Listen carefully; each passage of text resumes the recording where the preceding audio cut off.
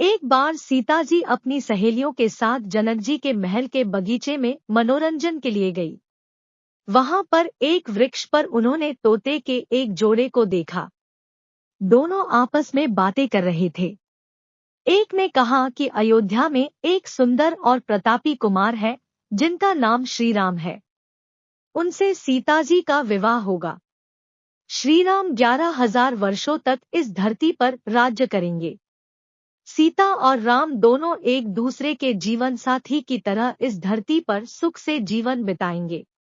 सीता ने अपना नाम सुना तो दोनों पक्षी की बात गौर से सुनने लगी। उन्हें अपने जीवन के बारे में और बातें सुनने की इच्छा हुई। सखी सहेलियों से कहकर उन्होंने दोनों पक्षी पकड़वा लिए। सीता ने उन्हें प्यार से सहलाया और कहा, भय मत करो, तुम बड़ी अच्छी बातें करते हो। यह बताओ, ये ज्ञान तुम्हें कहाँ से मिला? मुझसे डरने की जरूरत नहीं। दोनों का डर समाप्त हुआ। वे समझ गए कि यह स्वयं सीता है।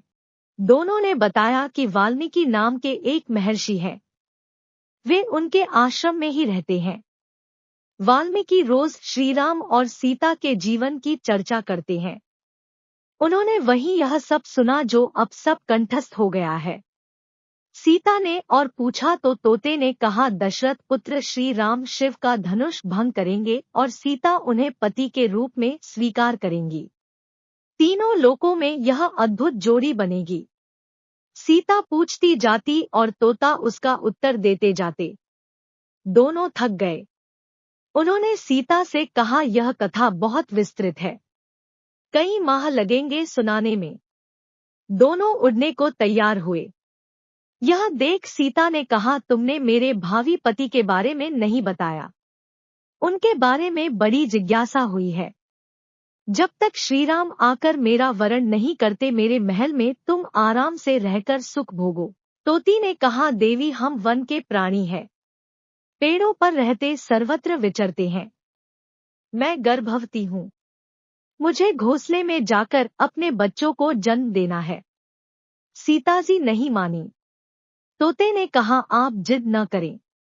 जब मेरी पत्नी बच्चों को जन्म दे देगी तो मैं स्वयं आकर शेष कथा सुनाऊंगा।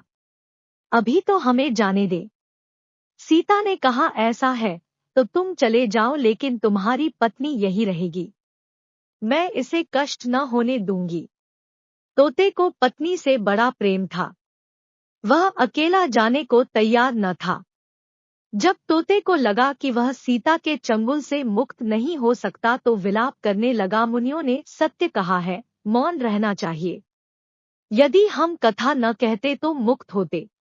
तोती अपने पति से विछोह सहन नहीं कर पा रही थी।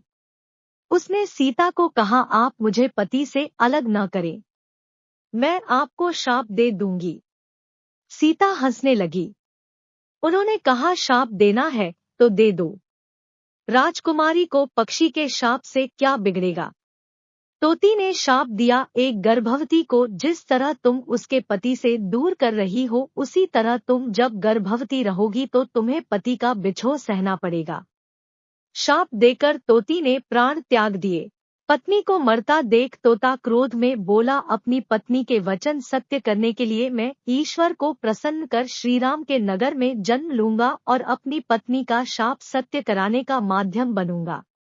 वही तोता बाद में अयोध्या का धोबी बना जिसने झूठा लांछन लगाकर श्रीराम को इस बात के लिए विवश किया कि वह सीता को अपने महल से निष्कासित कर दे। तो मिलते हैं अगली कहानी में। अगर आप हमारे चैनल को सब्सक्राइब नहीं किए हैं तो चैनल को सब्सक्राइब करें और बेल आइकॉन को दबा लें। धन्यवाद।